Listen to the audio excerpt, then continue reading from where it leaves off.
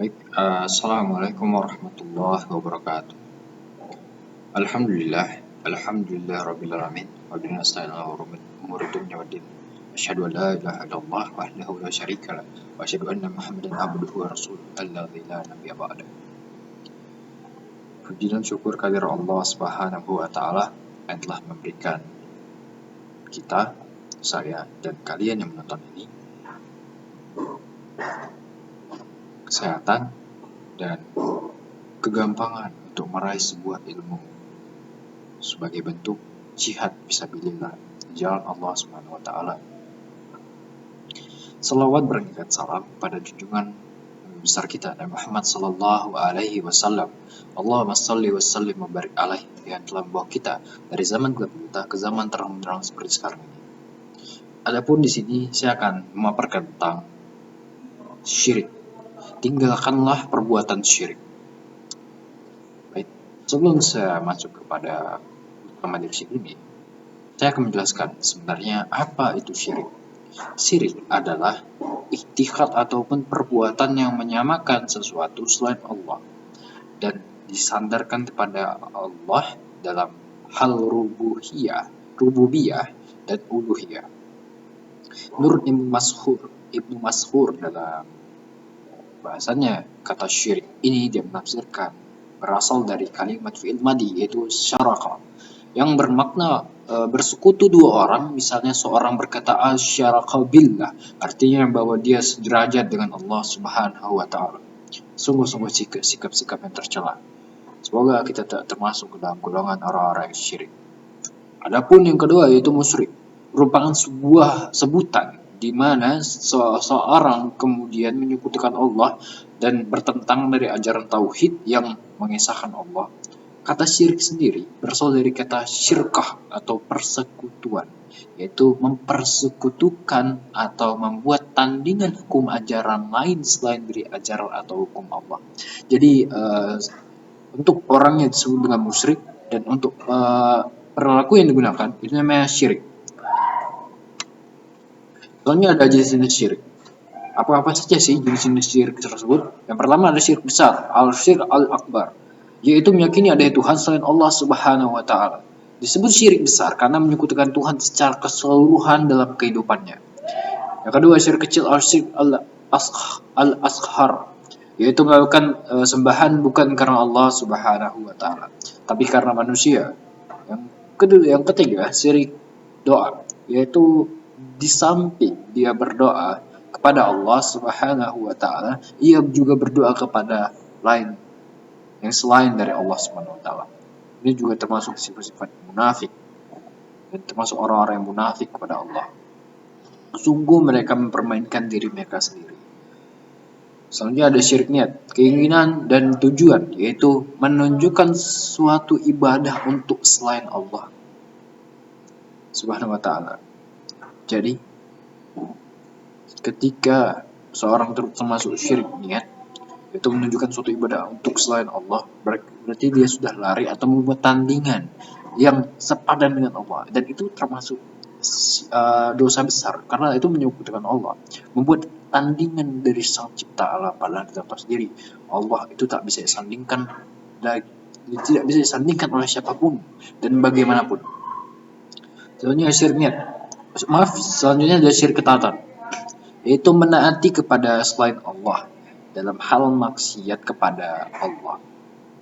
Baik, dalam pembahasan yang syirik ketaatan ini, itu juga termasuk sebuah kemunafikan sebuah umat, yang dimana dia menyebutkan Allah mulai dari niatnya, kemampuannya, dalam proses kehidupannya, tidak ada iman dalam hatinya yang membuat seorang tersebut tidak percaya, tidak ada ketaatannya kepada Allah, bahkan dia menyembah selain Allah. Dan lebih parahnya lagi, dia saat melakukan sembahan bukan karena Allah, tetapi karena manusia.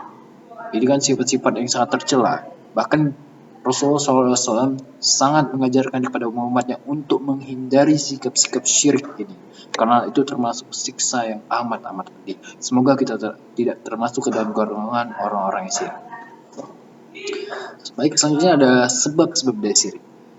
Yang sebelumnya saya sudah jelaskan jenisnya syirik, apa itu syirik, dan sekarang saya jelaskan apa sih awal mula tercipta syirik. Kenapa banyak orang yang syirik kepada Allah Subhanahu wa taala untuk menyamakan Allah dengan sesuatu. Di sini ada 3 sebab fundamental yang biasanya muncul perilaku syirik ini, yaitu al-jahlu atau kebodohan. Kebodohan tersebut akan membuat manusia gegabah dalam melihat bagaimana proses ketuhanan Allah Subhanahu wa taala. Banyak orang yang melihat perilaku-perilaku syirik ini biasanya dilakukan orang-orang yang frustasi ketika mereka sudah meraih sesuatu, tapi mereka gagal dalam mencapainya.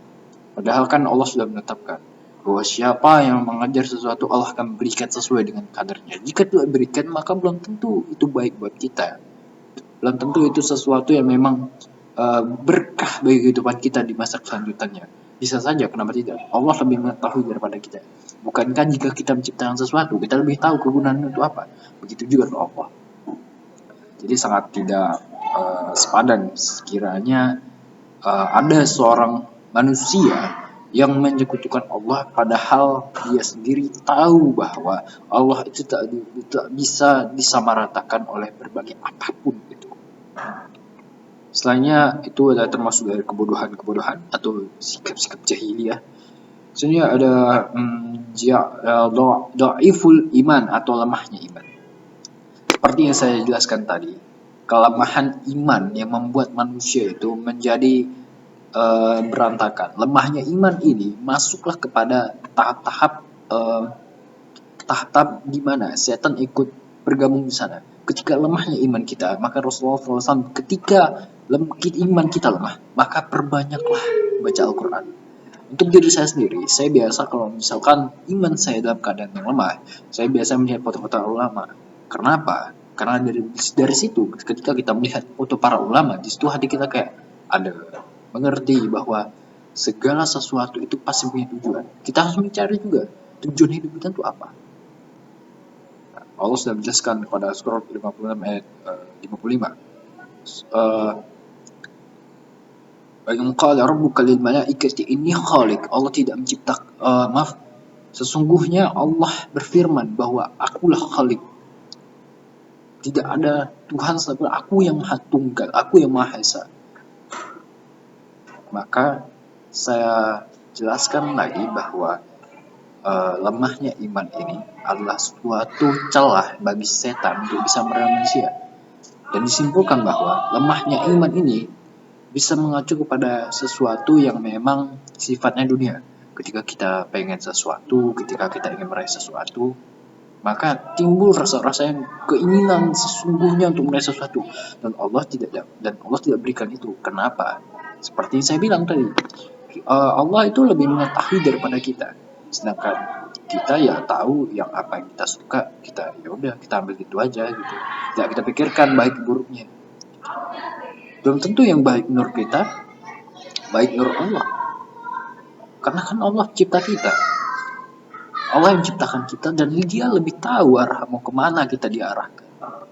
Makanya saya sangat-sangat mencoba untuk menjauhi sifat-sifat syirik ini. Meskipun sebagai manusia kita tak bisa jauh dari lemahnya iman, maka itu perbanyaklah membaca Al-Quran, pahami isi bacaan dari Al-Quran, dan terapkan dalam kehidupan. Soalnya ada ikut-ikutan secara buta. Ikut-ikutan ini bisa ditafsirkan sebagai ketika kita mempunyai seorang teman yang sama dia dari termasuk saya contohkan tadi, misalkan kebodohan, kelemahan iman, dan dia bisa jadi seperti mempengaruhi kita bahwa seperti kayak bahwa dia mempersepsikan kepada kita, mempengaruhi kita bahwa Allah itu tidak benar ada, Allah itu tidak punya kuasa, dan dia menafsirkan bahwa jika Allah itu ada, bagaimana bentuknya? Itu kan sangat fatal sekiranya. Jika mereka yang tidak iman-imannya atau tidak memperdalam agama Islam akan banyak terpengaruh atau termakan omong-omongan seperti ini. Karena ini termasuk sifat-sifat sebuah kebodohan yang nyata. Itulah sebab dari sifat-sifat syirik tadi. Adapun akibat dari sifat-sifat syirik ini yaitu adalah apabila kita berbuat syirik atau syirik akbar, syirik besar, maka akan gugurlah seluruh amalan kita. Dan sungguh engkau akan menjadi orang yang merugi di neraka jahanam. Quran Surah Az-Zumar ayat 65. Kalau seandainya mereka berbuat kesyirikan, maka akan gugur seluruh amalan yang mereka lakukan. Quran Surah An-Na'am ayat 86. Ada dua ayat Al-Quran yang menjelaskan tentang sikap syirik ini. Dan Allah telah menjelaskan secara tegas bahwa sikap syirik ini akan menjadi kerugian yang besar bagi seorang umat, dan dia akan disiksa di neraka jahanam kelak. Saya rasa sudah cukup jelas bahwa sikap syirik ini sangat-sangat bertentangan dengan ajaran Islam. Karena saya rasa kalau misalkan orang awam pun yang mengerti bahwa Allah itu Esa, kita kan mendengarkan azan tuh lebih dari sekali. Allahu Akbar itu diperdengarkan dalam sekali waktu itu 4 kali. Allahu Akbar, Allah Maha Besar, Allah Maha Esa. Ketika Allah memanggil, Allahu Akbar, ya Allah, Engkau Maha Besar. Hayya 'alas shalah, mari sholat, mari bertemu denganku, bicara denganku, apa yang kamu keluhkan, apa yang kamu butuhkan, datang padaku. Katanya pengen rezeki, katanya pengen uang, katanya pengen anak, katanya pengen dimudahkan. Kenapa tidak ikut? Kenapa tidak datang masjid? Datang, ayo bicara kepadaku. Apa yang kalian inginkan, kata Allah. Datang kepadaku, mintakan kepadaku. Karena aku akan memberikan sesuai dengan apa yang kalian inginkan. Selama itu sifatnya atau dalam konteks yang baik, maka akan kuberikan. Selanjutnya ada hadis tentang syirik. Pada hadis ini dalam hadis riwayat Bukhari nomor 3176 jelaskan bahwa telah menceritakan kepadaku Ishak, telah menggambarkan kepada kami Isa bin Yunus, telah menceritakan kepada kami Al-Amash dari Ibrahim, dari Al-Qamah, dari Abdullah berkata, ketika turun firman Allah Ta'ala yang artinya, orang-orang yang beriman dan tidak mencampur adukkan iman mereka dengan kezaliman. Quran Surah An-Na'am ayat 82. Hal tersebut membuat kaum muslimin menjadi ragu. Lalu mereka berkata, wahai Rasulullah, adakah di antara kami yang tidak menzalimi dirinya? Maka beliau berkata, bukan itu maksudnya. Sesungguhnya yang dimaksud dengan kezaliman pada ayat tersebut adalah syirik. Apa kalian belum pernah mendengar apa yang diucapkan Luqman kepada anaknya saat dia memberi pelajaran? Wahai anakku, janganlah kamu berbuat syirik atau menyekutukan Allah, karena sungguh syirik itu adalah kezaliman yang besar. Quran Surah Luqman ayat 13. Adapun hadis kedua dalam hadis riwayat Tirmizi, jelaskan telah menceritakan kepada kami Muhammad bin Bashar berkata, telah menceritakan kepada kami Abdurrahman bin Mahdi berkata, telah menceritakan kepada kami Sufyan dari Salamah bin Wahail bin Ashim dari Isa bin Ashim dari Izir dari Abdullah bin Mas'ud, ia berkata, Rasulullah sallallahu alaihi wasallam bersabda, sesungguhnya tiarah atau pesimis bagian dari syirik dan bukanlah bagian dari ajaran kami. Justru Allah akan menghilangkan tiarah atau pesimis itu dengan bertawakal kepadanya. Abu Isa berkata, dalam bab ini juga ada hadis dari Abu Hurairah, Abis At-Tamimi, Aisyah, Ibnu Umar dan Sa'ad. Hadis ini derajatnya hasan sahih. Kami tidak mengetahui kecuali dari hadis Salamah bin Khail Syu'bah juga meriwayatkan dari Salamah dengan hadis yang sama, dan ia berkata, Sulaiman bin Harb berkata tentang hadis ini, dan bukan dari kita, justru Allah akan menghilangkan tiara atau pesimis itu dengan tawakal kepadanya. Sulaiman berkata, ini menurut pendapatku adalah perkataan Abdullah bin Mas'ud dan tidaklah tiarah dari ajaran-ajaran kami. Dari hadis ini kita belajar bahwa sifat-sifat syirik ini dapat kita bendung dengan tawakal kepada Allah. Apa itu tawakal? Menjauhi dari yang haram dan mendekatkan kepada keridhaan dari Allah. Amar ma'ruf nahi munkar. Sebelum mengajak, jadikan diri kita baik dulu. Jangan kita telah baik mau ngajak dulu. Bukan konteksnya tidak boleh. Rasanya tidak pantas saja. Kita yang belum baik, kita yang jarang sholat gitu, ngajak orang sholat pasti orang-orang, kamu aja belum tentu baik apalagi ngajak orang baik gitu. Jadi maka cerminkan diri kita dulu, apakah diri kita sudah baik. Walaupun ukuran dari kebaikan ini tidak dapat diukur, maka jadikan bahwa saya harus bisa mencontohkan kepada orang itu, saya bisa sholat 5 waktu, maka saya akan ajak mereka untuk berbuat baik. Itulah yang termasuk tawakal, mendekatkan diri kepada ketentuan yang diridai Allah, yang disenangi Allah, yang dianjurkan Allah, dan menjauhi dari segala larangan.